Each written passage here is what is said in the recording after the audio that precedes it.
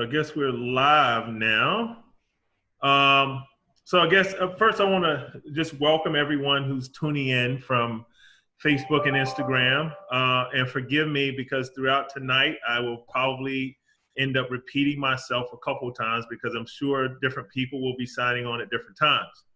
So let me first say thank you all for coming on tonight. My name is Marcus Allen. I'm the CEO of Big Brothers Big Sisters Independence.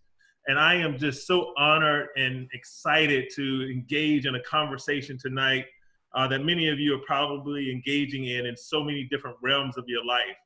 And I'm sure 6 months ago, 4 months ago, even 3 months ago, you would not have thought that we would be having this conversation during the middle of a pandemic. And so first of all, I want to just do a couple of thank yous before we jump into this. I want to thank our marketing team at Big Brothers Big Sisters Independence for putting this together tonight, this conversation on race combined with this conversation on leadership. And tonight I have two men that are going to be joining me in this amazing conversation on race.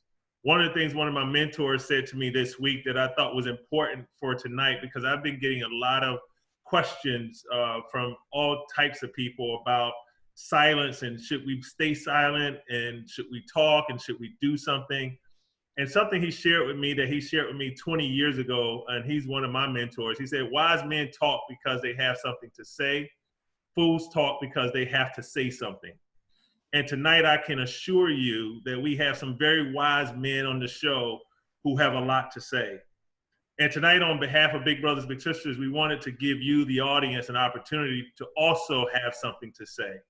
Because we want to hear from you tonight. We want to get your questions, your concerns. And so we're going to work really hard to ensure that we get as many of your questions answered tonight. So sit back, buckle in. We're about to take you on a ride. So first, let me just tell you a little bit about Big Brothers Big Sisters. Big Brothers Big Sisters Independence has been in the Philadelphia region, serving this region since 1915. Our mission is to create and support one-to-one mentoring relationships that ignite the power and promise of youth while working collaboratively to strengthen the quality of the mentoring and close the mentoring gap. So we are excited because we put caring, compassionate adults in the life of kids in 7 different counties around the region: Philadelphia, Montgomery, Delaware, and Chester counties, as well as Burlington, Camden, and Gloucester in southern New Jersey.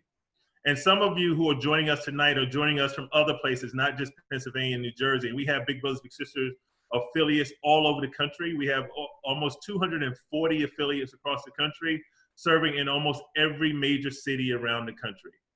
Myself, Marcus Allen, I've been the CEO for 7 years now, started in 2013.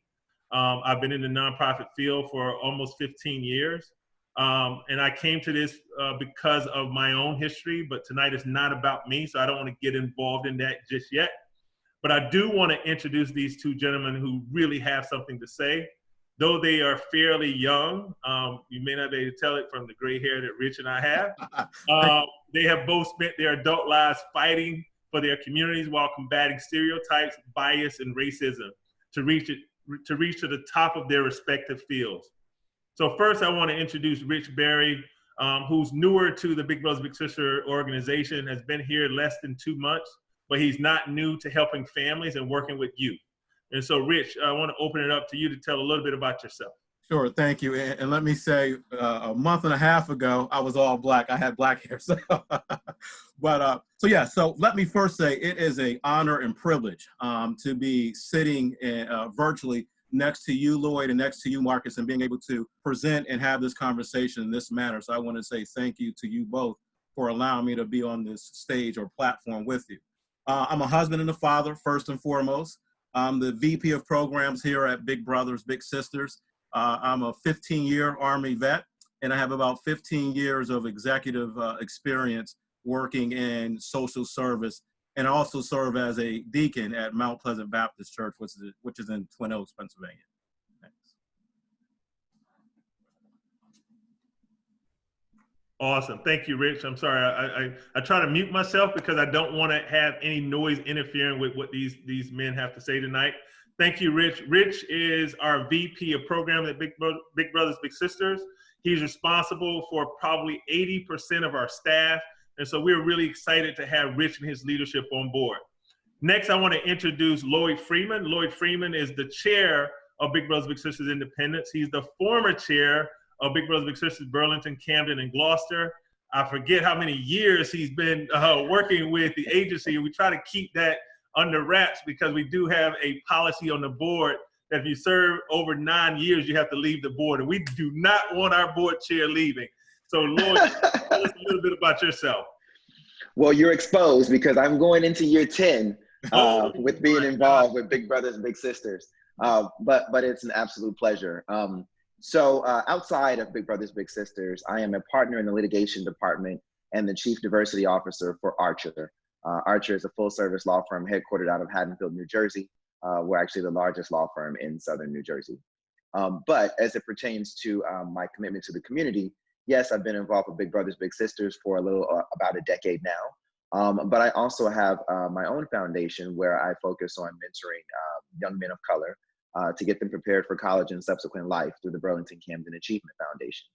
And so we have a 100% graduation rate, and we ensure that these young people are equipped with the necessary skills they need to transition from high school into college. So I absolutely love giving back. I love seeing our young people succeed. And I love this conversation. I hate that we had to have it under these circumstances, but it's a necessary conversation that needed to be had nonetheless. Thank you, Lloyd. Thank you for that. And as you can tell, Lloyd is one of the most eloquent speakers I've ever heard. I think it serves him well being an attorney. And any of you who knows anything about Robert's rules when you're conducting a board, I can tell you now that Lloyd does an artful job of managing our board. So I want to just go ahead and jump into these questions because I think that's what people are tuning in for. I want to first start off by letting them get to know both of you. And I want to also make sure that I set the tone for tonight. One of the things that we talked about is we want this to be an authentic conversation, understanding that there's a lot of passion that's happening right now in our country, but also understanding that that passion has always been happening. And now, more than ever before, people of color, particularly Black people, are being listened to. And so in this moment, we wanted to talk about, from a Black perspective, our leadership within this organization. So the first question that I have here, and I'm just going to throw it out to both of you, is this year marks the first time in Big Brothers Big Sisters 105-year history that we have a Black man as the board chair, a Black man as the organization's CEO, and a Black man as the organization's VP of program. And for those of you who don't know, Big Brothers Big Sisters, one of our challenges, not just in this urban center, but around urban centers around the country, is recruiting Black men to be mentors. And so it is important that we understand that representation matters. And our organization is doing a fabulous job, in my opinion, in terms of our progress down this diversity road. We understand that diversity is something that you never fully achieve. It's a journey that you're going to continue to go down, but it's important that you make progress. And so, being that we have 3 Black men as the head of these departments, what opportunities and challenges does that bring both to yourselves as leaders and also to the organization? Well, let me start with talking about the opportunities that it brings. So as you mentioned, Marcus, we're always talking about how we want to recruit more Black men to be engaged with Big Brothers, Big Sisters, to volunteer to be mentors. And so having the 3 of us, in these high positions with the organization, I mean, we're able to bring from our communities, from our networks, and we're able to let the organization know if we want to recruit Black men, this is where you should go. It's where we hang out. It's the people who we associate with. Conversely, though, it is letting our community know that it is okay for you to step outside of your comfort zone. I think that we've had a lot of challenges, not with people of color generally. It's really been this particular demographic that we've been really zeroing in on as to how do we get more Black men to volunteer. And so I think there are a bunch of different myths associated with, mentoring. How long will it take? I've actually already got my own kids. I'm busy with my career. And letting people know that just giving a little bit of your time can make a great difference in the life of a young person. Young people who really just want to see successful Black men who want to have a role model, parents who really just want their children to be exposed to people who have fantastic careers, people who also volunteer, people who are community servants. So it's just so absolutely important. And so if we're going to talk about, the problems that we have in our communities and in our nation, we need to also talk about our solutions, and how you can be a part of that solution, I believe, is by mentoring young people. Excellent. Rich. And I would say it brings, for me to be here in this position, it brings experience and exposure. I had a childhood that's very similar to many of the young people that we serve and support. So it brings a level of experience in terms of being able to relate. And I can remember growing up, and I would see, even through school and other organizations that I grew up in, I've never seen a Black person in leadership, particularly in my younger stages of my career. And it gave me some self-doubt in terms of, can I truly aspire to be at that position or at that level?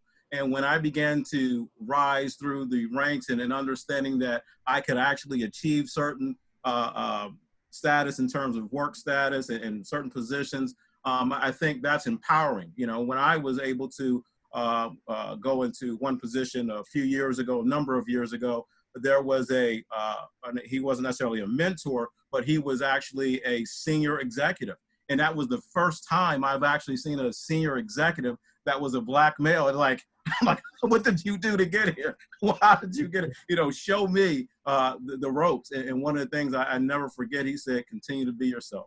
Always be yourself. So I think, that experience and exposure is definitely helpful, particularly for our young people and for our staff as well, to be able to hear a different perspective and working with our young people.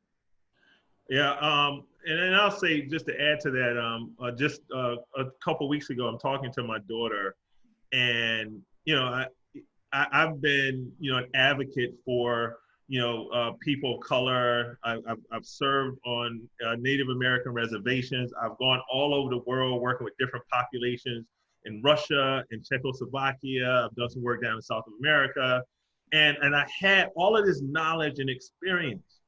And I wanted to ensure that I was just like every parent who wants their child to have all of the tools and all the resources to be as successful as they can be. Right. And I'm having this conversation with my daughter, my daughter who's graduated. She's 18 and she just graduated this past week. And she said, "Dad, out of all the years I went to school, I've only had one Black teacher." And that broke my heart. Because here it is that I'm working so hard to make sure that we're representative at the Big Brothers Big Sisters level for so many families in the communities we serve.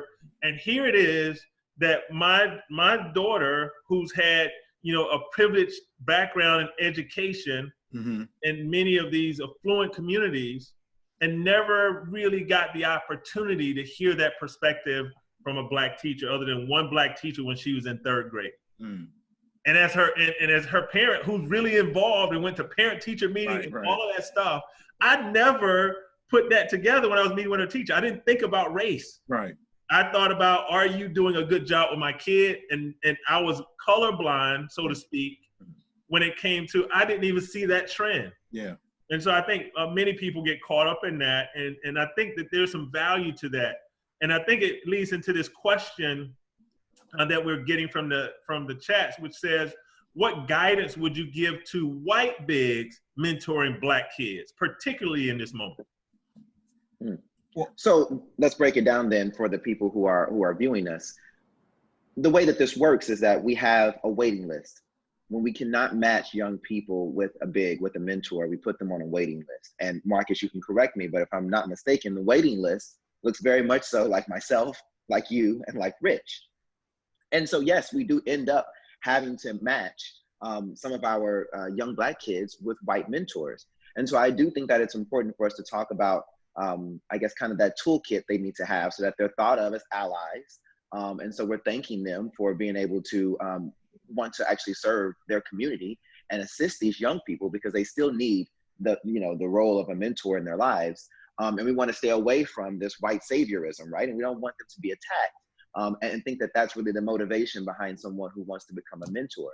And so I think the number one thing that I would say to a white volunteer who is now mentoring a Black little is that I want you to absolutely, number one, do the research.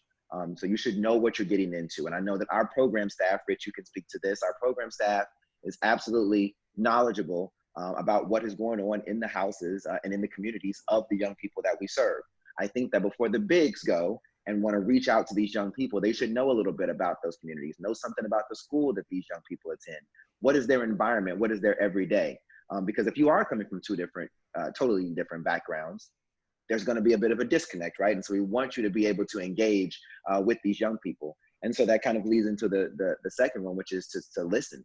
And I would absolutely ask questions of the parents. What's the kid's background like? What does he talk about that he wants to do when he grows up? Talk to the people on the program staff at Big Brothers Big Sisters. How is school going for this young person? If you do the research and you're willing to listen, I think that you can become a great mentor, irrespective of what your backgrounds and your differences are. Yeah, I totally agree, Lloyd. I think you hit a number of key points. But one of the other things I will say in terms of doing your research, just understanding and acknowledging that there is a problem, that there is a racial issue within this country. And you don't have to have the answers. We don't have to have all the answers, as Black men, but acknowledging that there is a problem, number one. And I think, as you mentioned, Lloyd, listen, because again, I think sometimes we have to try to find the answers. I mean, this is a really quick story. I received a text from a white friend of mine, white male, and he sent the text with a Black man that was really upset because there was some looting that took place in his store. And he was upset and he was crying. And the white person sent me the text saying, this is what I'm really concerned about. Now, I think he has a great heart.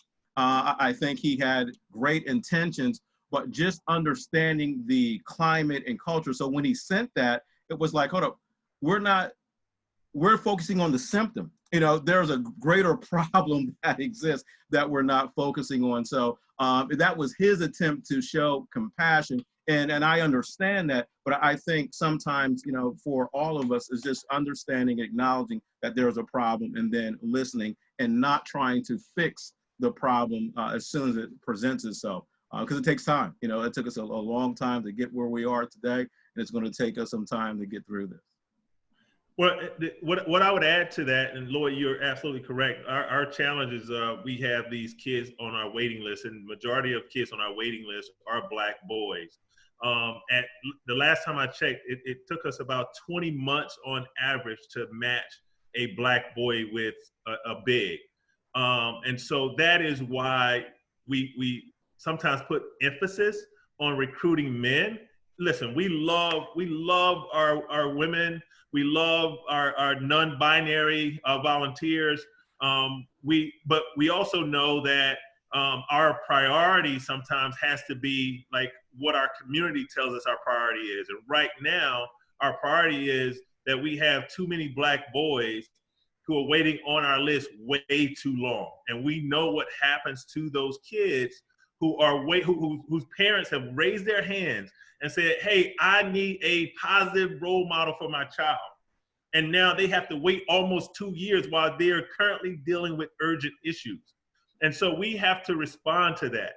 But I also would tell you that the research does not tell us that having a certain big, a Black big with a Black child has any more benefit to that child, the outcome, than putting a white big with a Black child.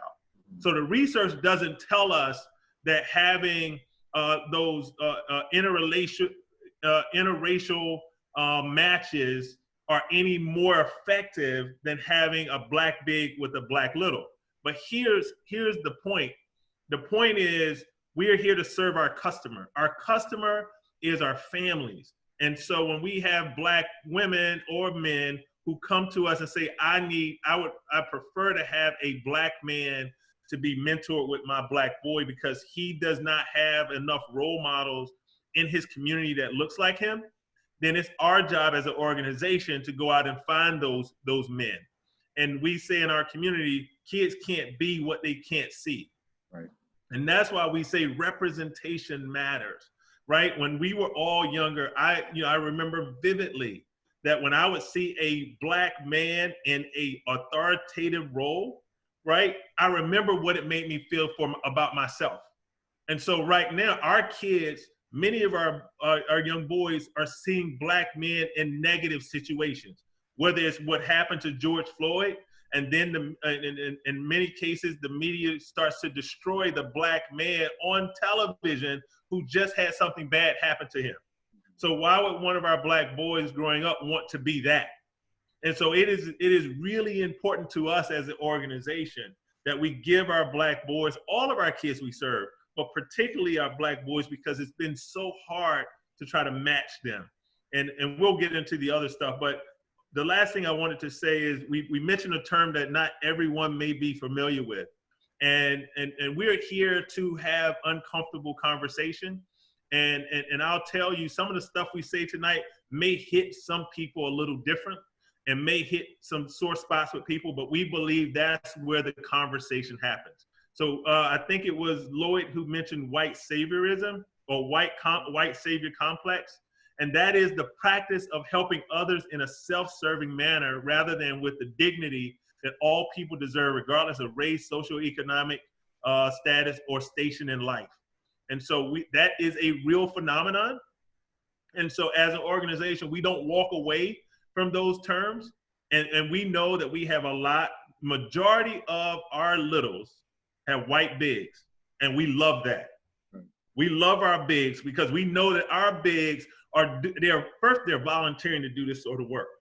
Second of all, our outcomes tell us that they're doing a great job. And so one of the things that I tell people all the time, the greatest gift that we can give our littles is the gift of social capital. And what I mean by that is many of our kids get a chance, regardless of the race of the big, they get a chance to spend time with someone who comes from a different place than they come from. They have access that our kids and our families don't always have. And we have hundreds of stories that we can tell you about where littles came together with a big and now they're adults. And guess what they're doing? They're in the same profession as their big was in. We got kids who came from very difficult environments who are now like successful real estate moguls, who are lawyers, who are doctors, who are dentists, and there is nobody in their family that ever had access or did what these littles are doing now as adults. So I don't want, Marcus, go ahead, Lloyd. No, I was just going to say that I think that some of the practicalities around that and how we really do try to combat that. Number one, Big Brothers Big Sisters has, and not just because we have 3 Black men in leadership, we have a very sincere diversity, equity, and inclusion initiative at Big Brothers Big Sisters to make sure that we are educating not only our staff, but then our staff and our programs employees are actually talking with our mentors about these very, very real issues like white saviorism. Outside of that, we make it very clear when someone volunteers with Big Brothers Big Sisters, we don't need you to come in and ride on a white horse and come and shower your little with gifts. We don't come in thinking that you're going to take them out to the fanciest dinners around town. We want you to give of your time. We really want you to spend that time creating, like what Rich talked about when he saw that first senior executive who was a person of color. Create that inspiration. Let this young person know that this is what you can be when you grow up. Introduce them to your network. I recall on some of my mentees, I always have a game night at my house with a lot of my mentees. And so I do remember one of the first times that one of my mentees, who comes from a very urban environment, he was just shocked at the fact that I had a front lawn and that I had a garage. I mean, I'm talking about that didn't cost me anything to have him come over to my house, to have some pizza and play some games, but he was taking photos on his phone to show his family that he had gone to someone's house who had a front lawn and who had a garage. It was just creating inspiration. And he told me, one day when I make it, I want to make sure I have a big house with a front lawn and a garage just like you. These are the things that I'm talking about. They don't cost a thing. We don't need anyone to come in and, try to pluck someone out of their situation and, like I said, throw money at them or at the problem, if you will, or shower them with, gold, frankincense, and myrrh. We're talking about your time. We really want you to spend good quality time with these young people. Marcus, how large is that waiting list that we have at Big Brothers Big Sisters? So right now we have almost 1,200 kids on the waiting list. right? And it cost us about $1,500 a match to take a kid off a waiting list, $1,500 a year. So that's the cost to the agency. And so we have two challenges. One, we have to raise the money to do that. And two, we have to find the volunteers who are in that area who are willing to be matched with that child. And lastly, one of the things we say, Lloyd, is you don't have to change your life to change the life of a child. When we talk about spending time, we're talking 2 to 4 hours a month, right? So you go pick up your little on the weekend, go to the movies and do that twice a month. You just, you hit your quota, so to speak. But many of our bigs spend more time than that, but it doesn't take a lot of time, to your point. So I'm going to add a third challenge now. You said, number one, we have to raise the money. Number two, we have to find the big. And now number three, you have to navigate a pandemic. So Rich, now that we have to presumably rely upon technology for most of our interactions between our bigs and littles, how is that working? Are we still able to provide good, fulfilling matches? Yes, absolutely. So one of the things that have taken place, particularly over the last couple months that I've been on board, is everything that we've done in person, we're attempting to replicate online, virtually. So the match meetings are taking place, beginning to take place online. There's with our school-based program, there's connection virtually as well. Even going to the enrollment and orientation process, which in the past, they were all face-to-face activities where folks would come into the office to sit down to have the conversation, but we're actually transferring all of that activity virtually as well. So yeah, so we're attempting to create a seamless transition from a face-to-face meeting to a virtual activity. Perfect. Yeah, we're getting a lot of questions in the chat. I'm going to ask our support team to send it to this chat instead of to my cell, so that we can keep this seamless. So while they're doing that, I'm going to go to the next question for the both of you. How have you personally experienced racism on the job or as a leader during your career?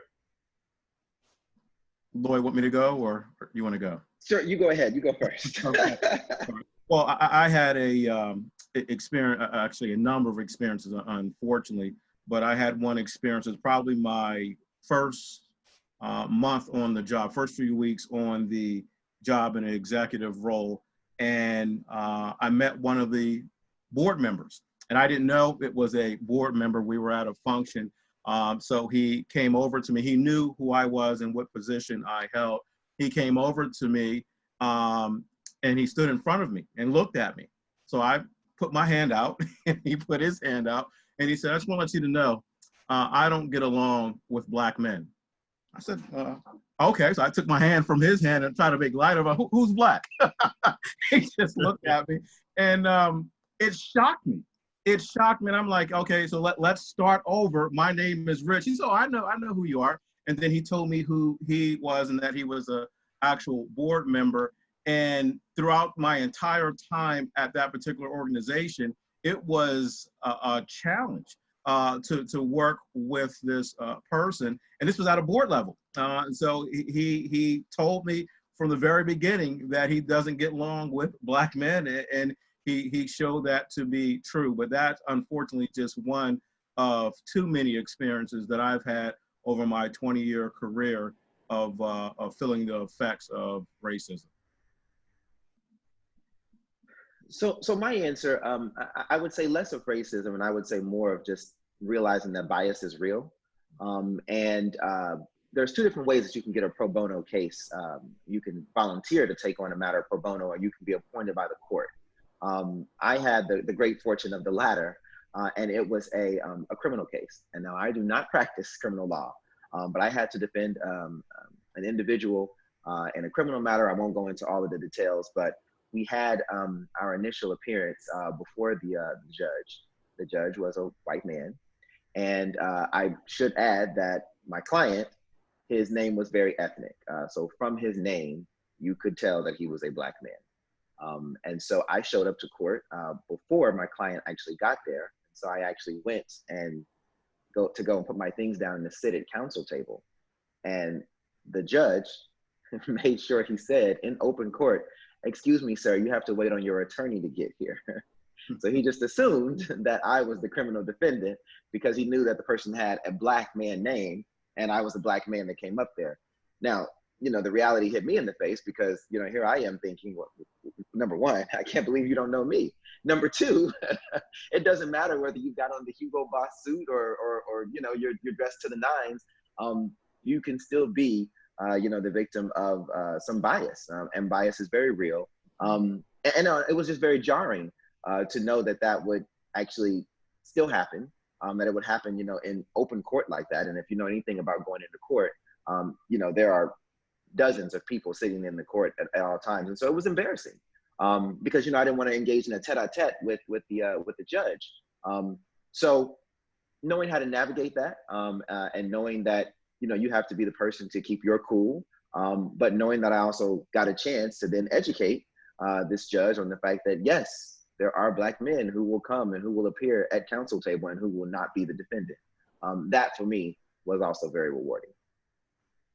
Yeah, I think sometimes it is difficult to know the difference between what is bias and what is stereotype and what is racism, right? And many times we tend to jump to the extreme and say, oh, that's racist. And I am not one to tell you if someone's racist or if they're not, or if you had a racist moment.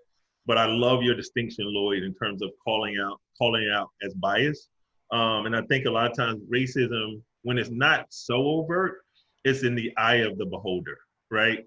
And so if you feel like someone's being racist towards you, then you absolutely, you have that right to feel that way. But one of the things that I'll just say before going to the next question is, I've gotten questions more recently about, can Black people or brown people be racist? And, the way I've answered that, and, you're a smart guy with your attorney thing for the hook. So put your attorney hat on, Lloyd. I have the belief that as a Black person, a brown person, Latinx, whatever the label we as humans put on people, in this country, that you can't be racist. The only group that can be racist is white people. And the reason I say that is because racism is about a power base. And so I don't see, I want to attack racism as a systemic issue that plagues this country, but I don't want to attack any person. And so if a person is racist, I don't hate them. I think racism comes out of ignorance, but racism gets its power from the system and from economics. And so Black people nor brown people control this country. Therefore, they cannot be racist. They can be biased, they can have stereotypes, and they can be prejudiced, but I don't see them as being racist. What are your thoughts? Well, so I've experienced and had this question asked of me, primarily because I attended a historically Black college. So I'm a graduate of Howard University. And that's right, And so if you encounter someone who doesn't know about the rich history of the historically Black colleges, they will often ask you, well, why would you attend a Black college? It's not representative of what the real world is, or isn't that just reverse discrimination to go to a school where, no white people go? And so, again, having to educate people, letting them know that just because I wanted to go to a Black college and get a sense of Black pride instilled in me, and to find out again about the wonderful and rich history of our people, of my heritage, and the contributions they've made to this country, does not mean that I don't appreciate the things that other people have done. It's just that in this moment, for my college experience, I wanted to be in the majority. In that moment and in my college experience, like I said, I wanted to be surrounded by powerful Black alumni who are making contributions to America and the global community. And in that moment, I wanted to make sure that I created a contact list of, all of my college friends who are engineers and who are architects and doctors and lawyers and accountants who all looked like me. That was empowering. And so that meant a great deal for me and giving me the confidence that I have today. And that doesn't do anything to take away from, what happens at a predominantly white institution. It's just, for me, I wanted to be educated in a place like that. And so, no, I don't believe that makes me or my institution racist. I think it makes us very prideful, and it gives us, that confidence that we need to go off and to enter into this real world, so that when we do encounter racism or we do encounter bias or stereotypes, there is no one who can tear you down, because you already know who you are and you already know where you come from. And that is what Howard University taught me. I love that. Hey, Rich, now you can answer that. And I got a specific question I think that's related to you. It says, how are you preparing littles to manage in this current climate? Say that again. How am I preparing littles to? Is asking, how are you preparing littles to manage in this current climate? And I don't know if they mean by the pandemic or this, the social climate upheaval, racial climate we're in.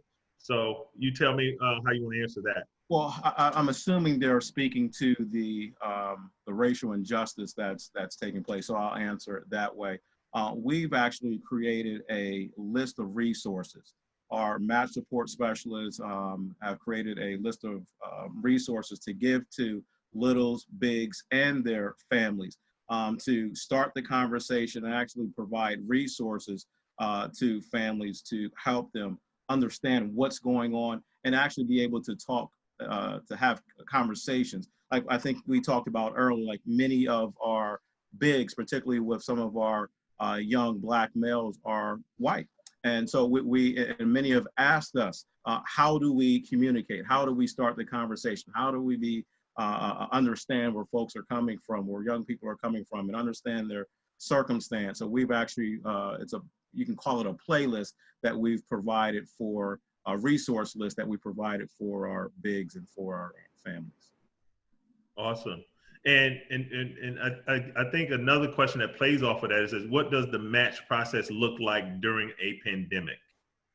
Well, it's interesting because, I got to get a lot of credit. I've only been with the agency for about a month and a half, but over this past month and a half, like I stated earlier, everything that's taken place face-to-face is now taking place virtually. So there are phone calls, there are text messages, there are FaceTime, there are games that are taking place through calls like this and video platforms and mediums to allow bigs and littles to still have some level of interaction with each other. And it's work. I mean, they are doing projects together.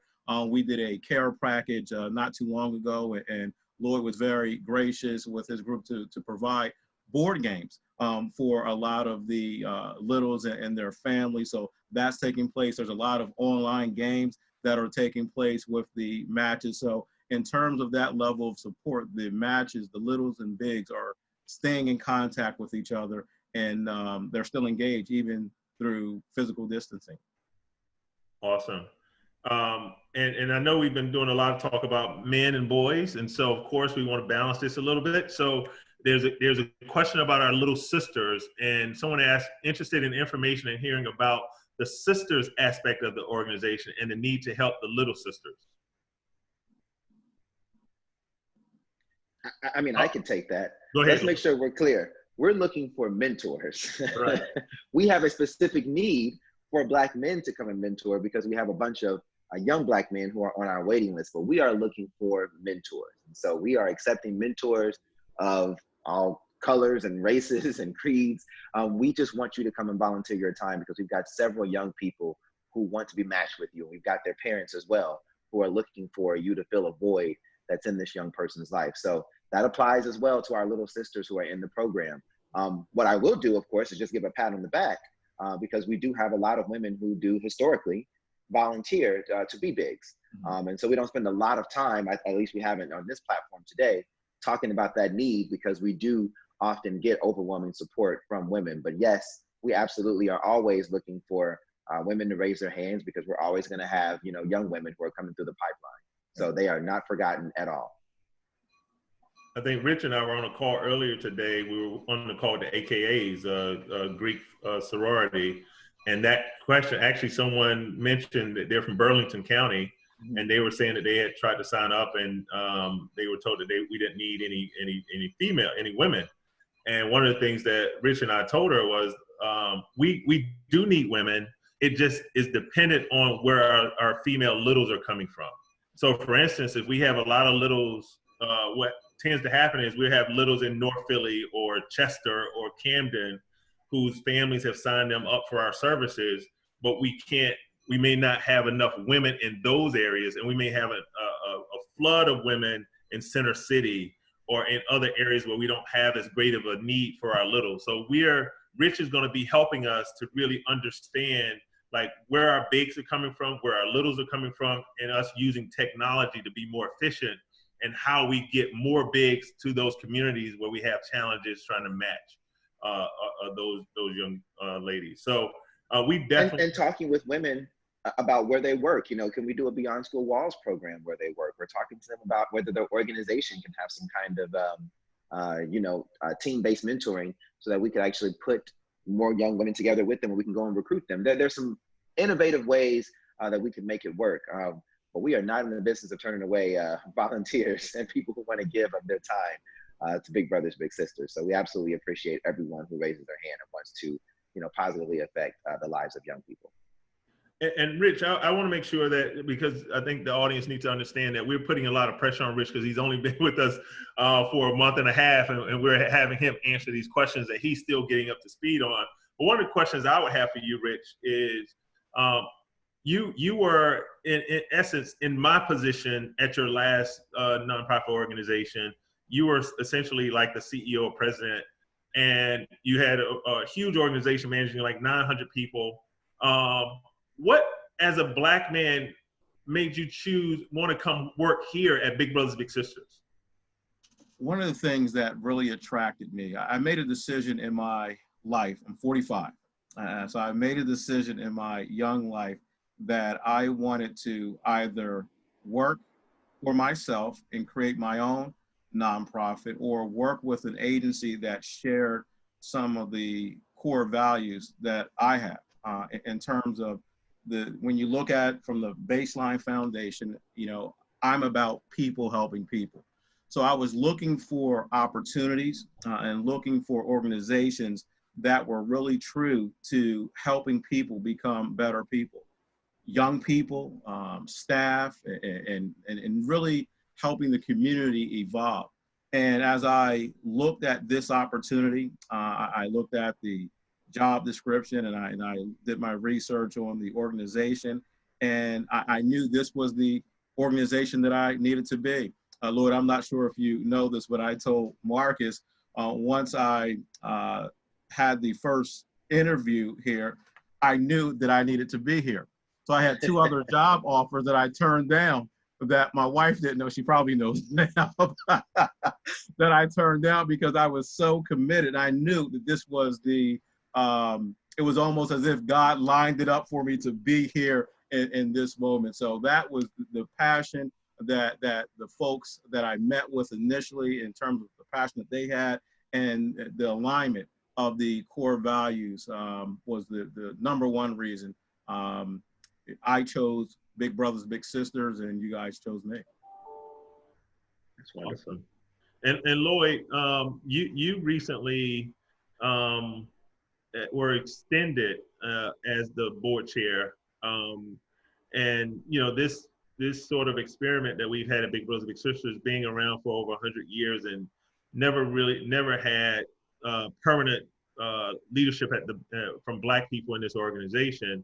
And you've been the chair of BCG, you've been the chair now of Independence, and now you're going to serve an additional year. Like, what has that been like for you, for an organization with a brand as big as Big Brothers Big Sisters, but a nonprofit that has some would call a little bit more corporate bend to it than other grassroots nonprofits? Like, how has that been for you as the chair of this organization? Absolutely rewarding, and I'll tell you why. Because, of course, a lot of people in my network do look like me. I make it a point that whenever we have events, whenever there's outreach, that I'm tapping into that community. So I know what our specific needs are. And so I try to make sure that, the folks who are going to sit at my table for an event, or the folks that I'm going to get to purchase tickets, are going to be those people, because I want them to come and I want them to hear more about our mission. I want them to hear the testimonials from the littles themselves. And then I want them to fall in love with the idea of mentoring, because many people will be open to it. They've just probably never been approached about it. And so I don't necessarily know that it's so hard to recruit Black men. We just got to make sure that we're sending our mission and our message to Black men. And I think that once someone hears about the amazing things that we're doing, particularly if they can hear it from, the board chairman and talk about how involved I am with this organization, or to hear from the VP of programs or the CEO, that actually strikes a chord. And so there are many people in my network who have come to events because I've invited them, and they've seen me get up on the microphone and talk about my commitment to Big Brothers Big Sisters, and they've signed up. So for me, it's been absolutely rewarding. I love the fact that this organization has name recognition. So, you know, I don't have to necessarily sell you on what is Big Brothers Big Sisters. I may have to tell you more about how we do it, how we navigate in this climate, how you can sign up, what the time commitment is, but you've at least heard of Big Brothers Big Sisters. And I think it's huge for the Philadelphia community to see people of color in leadership for its nonprofits. You know, I guess it bears repeating that, you know, in what, 105 years of history, that this is our first time having, you know, a composition like what we have. But hopefully we're inspiring other nonprofits to now go and make sure that they've got a good, robust pipeline of diverse individuals who are not just on their board, but are assuming leadership roles on their board, who are assuming leadership roles within the agency. Because again, if you're gonna go and you're gonna serve communities that look like us, that are made up of individuals who look like the three of us, then you should have that representation on your board, and that representation at the helm, and that representation at the agency. I think that's really important, and I think on the other side of that is the fundraising. And so, in some sectors, they don't see Black leadership as being able, being worthy of investment. As a matter of fact, one of the reports that just came out recently said that of the $410 billion that was given to philanthropy, I think it was last year, only 7% went to people of color, right, of philanthropy. And only 1 to 3% went to nonprofits that had Black leadership. I believe we're at a turning point that people are beginning to see the value of investing in Black leadership and investing in Black organizations and investing in organizations that are giving services to the Black and brown community. So I see that changing. But on that note, someone had a question, speaking of Black, they read recently that we should stop quoting MLK and instead quote current day Black leaders. What is the best way for us to amplify current day Black leaders? So that's an interesting. I don't want to be sarcastic. I was going to say name the current day Black leaders, but I'll reserve that. Yeah. And I had a similar thought, but, you know, I understand in terms of folks wanting, I guess, more, I guess relevant is not the word, because what Dr. King said and others of his time frame, those words still ring true. It's still very much relevant, you know. So I would be interested to know in terms of what type of modern day Black leaders that they're referring to. I think the message is still the same, whether it's Dr. King 20, 30 years ago. I think those messages and the point of his message and others of that time frame still ring true. Lloyd? Yeah, no, I absolutely agree. I mean, we'll start quoting new people when we've got new issues. We've got some of the same issues that we're dealing with. Yeah. And so I think that, you know, the things that Dr. King was talking about in the 60s, you know, history has a way of repeating itself, unfortunately. And so we're dealing with, again, some of those same issues, talking about inequalities for people of color, and talking about stereotypes and racism and bias. We're still quoting Dr. King because Dr. King is still relevant. I'm not discounting any of our, you know, current day Black leaders. There are many of them out there who are, you know, absolutely, you know, talking about these issues and bringing to light several of the things that we're facing, you know, in 2020. But I don't want us to ever discount, you know, those titans of the civil rights era. And if we're still fighting for civil rights and equal rights, then we're going to still continue to quote our titans. And I think this may sound a little contradictory or contrast in terms of some of the things I've said, but I also think it's not just about Black leaders, because we got white leaders and brown leaders in this moment that are saying and doing some extraordinary things for the Black movement.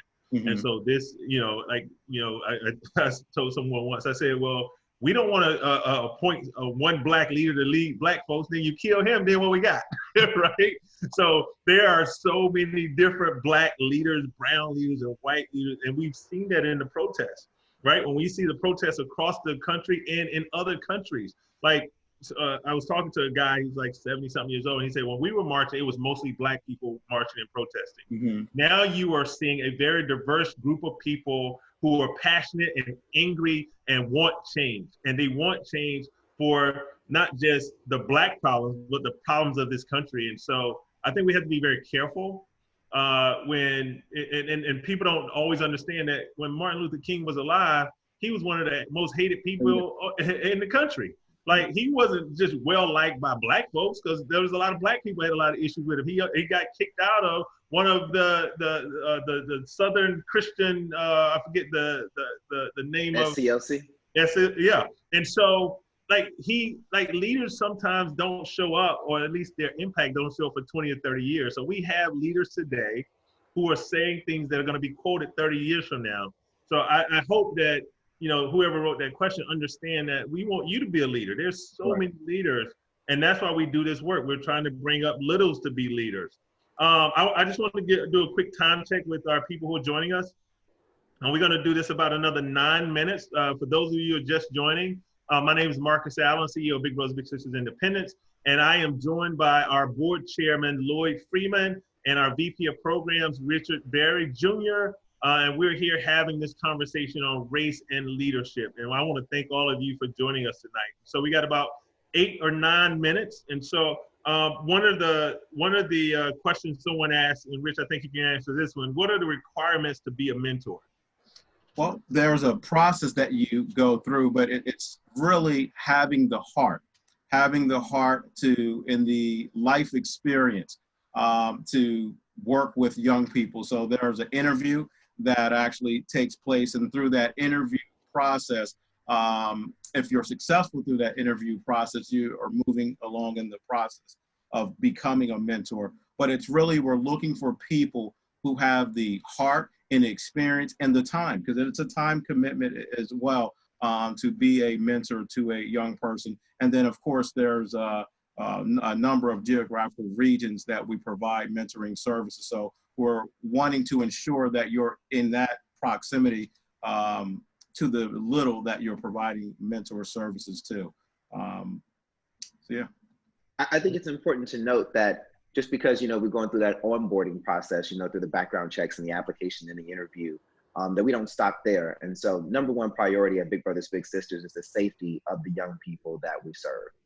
And so we do ensure that our program staff stays in touch with the parents, stays in touch with the bigs who are volunteering, to ensure that we are continuing to have a safe, supported match between the big and the little. So that part, I don't know whether people know about, but when you volunteer to become a big, there's a family unit that's formed. You got the parents, you got the little, you got the big who's volunteering, you got the people on the program staff who are going to keep in contact with you on a very frequent basis to find out how it's going, to find out what additional support you may need. Yeah, we make sure that we rally around that young person to provide them with a safe match. Great. And let me just add that I think that's a really valid point that to bring up, that we're not leaving you alone. So I think for some other mentoring programs, it's just you're going out, you're providing, you're playing catch, taking to the movies, that sort of thing. But, as you mentioned, Lord, I think that's a really good point to overemphasize that there are match support specialists that are with you, helping you, guiding you, and providing the support you need to be successful with your mentee. Well, as a follow-up, someone said, how are the voices of littles, especially Black littles, being amplified in the agency? And are there plans for littles on the governing board, Lloyd? Well, we haven't thought about that, that we can bring that up to the governing board. But let me at least say this. Very recently, Big Brothers Big Sisters did a complete rebranding on the marketing side. And so one of the key terms that we wanted to make sure we were always throwing out there was to empower.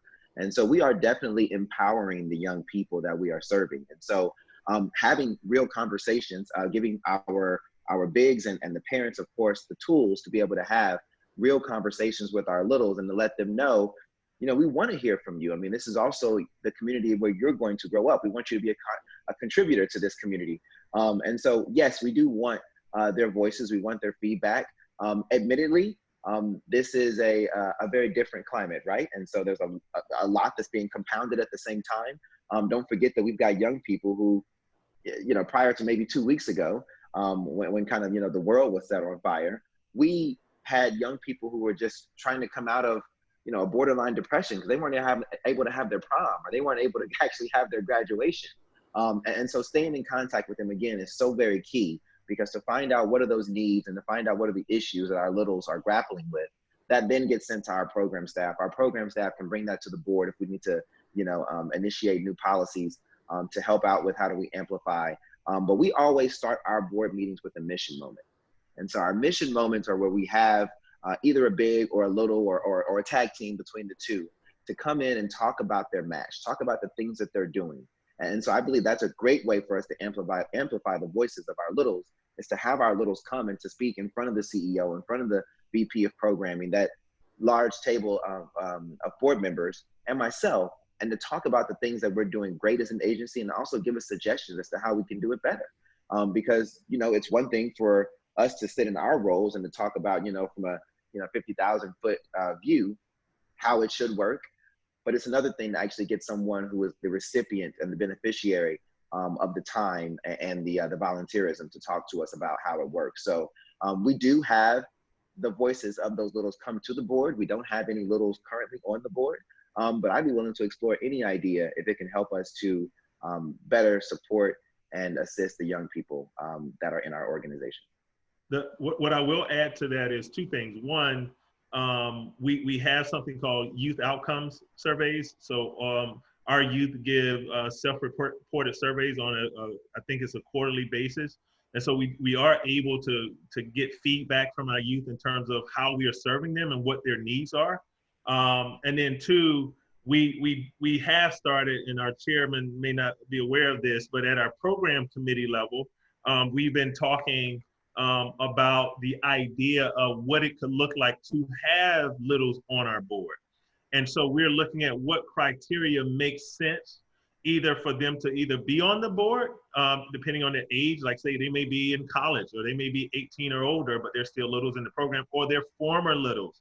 And so we are looking to amplify our youth voices. We've been talking about a youth voices committee that we haven't lifted up as of yet. And that's something for Rich and the program committee to start to think about and talk about. But we try to ensure that we have a number of our board members who are either former or current bigs and or former littles. And we are also in touch. We have an alumni committee where we get a chance to work with littles, former littles who were littles 30 years ago, 40 years ago, 10 years ago, 1 year ago. They when they come out of our program, they automatically become a part of our alumni. And so we're getting their feedback in different ways like that. And so it is important for us to get that feedback. We will continue to look at ways to do that, but I think at least having a conversation about our littles being on the board, as well as parents of littles. And sometimes we forget that one of the key pieces to this is the input of the parent, the person who actually volunteered their child for the program. And so we are looking at all realms of that dynamic. We have about Marcus, before we conclude, I just got a text from a friend of mine, Chris Banks, and he was saying, how do I sign up to become a mentor? So we cannot end this conversation without letting people know how they can be involved with Big Brothers Big Sisters. Oh, absolutely. We're definitely going to do that. And so I'm going to first give you a minute, Lloyd, to give some closing thoughts, and then Rich, and then I'll give some closing thoughts and give information of how people can either become bigs and or donate. So Lloyd, why don't you go first? Sure. Just by way of closing thoughts, I am so very happy that we have an agency that is so very supportive of diversity, equity, and inclusion. I'm also so very happy that we've given this a platform, and that we're actually having this conversation, not just individually and one-on-one or talking about it on the board level, but that we're talking about it with our community. Our organization is community-based. I mean, we wouldn't exist if it were not for the people in our community. So when you talk about bringing those community members onto the board, I'm all for it. And I say that because we wouldn't be able to do the work if we wouldn't have the input of our community. So to be able to have this interactive discussion, I think I may have said it before, how the way in which we're doing business during this pandemic is going to inform how we do business going forward. And so it doesn't take a pandemic for us to have conversations like this, for us to address these really tough topics, because people want to hear about the real. They want us to keep it real. They want us to talk about racism and stereotypes and the things that their young people are going to be facing. So I just absolutely love Big Brothers Big Sisters. I can't say enough how much I believe everyone should be involved. If you are willing, if you are able, if you have time, you should absolutely mentor. It's my absolute pleasure and one of the joys of my life to be involved with Big Brothers Big Sisters. Great job, Lloyd. And before I go to you, Rich, before Instagram signs off, I think you got like 15 seconds. If you want to become a big, go to independencebigs.org/be a mentor, or be a big. That's independencebigs.org/be-a-big, B-I-G. Rich. Very simple. I think it's all about people helping people. That's the bottom line. I think each one of us, if we were able to go back into our experience, not just the three of us sitting here talking, but many of the folks that are watching us and listening to this conversation, they've had someone or something in their life that helped propel them to get to where they are today. So we're just asking for the same type of commitment for the young people that we support and serve. And we have responsibility. We have a responsibility to be bold, tell the truth, and support. So our bottom line is people helping people. And I'm grateful for this platform to be able to have this conversation, because I can tell you, I don't think that if I was in any other institution at this point, if we would be having these conversations. So I'm very proud to be a part of this organization. Thank you. Thank you. And so I will close out, with some, well, first of all, let me just tell people again where you can go to find out more information about Big Brothers Big Sisters. Go to our website, independencebigs.org. And on that website, you'll see a button to sign up to be a big, go through the process, as well as to donate. I just want to close with something one of my mentors told me, and Dr. Wilson Good Sr., who was the first Black mayor of Philadelphia. And one of the things he would start his speech off, and one of the things he said to me when I first came on board, he said, Marcus, it is easy to lose sight of the kids when you're the CEO, because you have to focus so much on running the organization. He said, at every moment you get a chance, talk about the kids. Do not lose sight of what's happening with our children. Understand that our children are seeing what's playing out on social media, what's playing out on television, and we have to make sure that we are talking to them in this moment. And he said there's a tribe in Africa, and when they greet people, they don't say, hi, how are you, good morning. Their greeting to you is, how are the children? And so tonight, I want to leave all of you with that question as we deal with this pandemic and as we deal with all of this racial upheaval that our country is dealing with. How are the children? Thank you very much all for joining us tonight. I pray that you stay safe and stay well and get involved. Take care.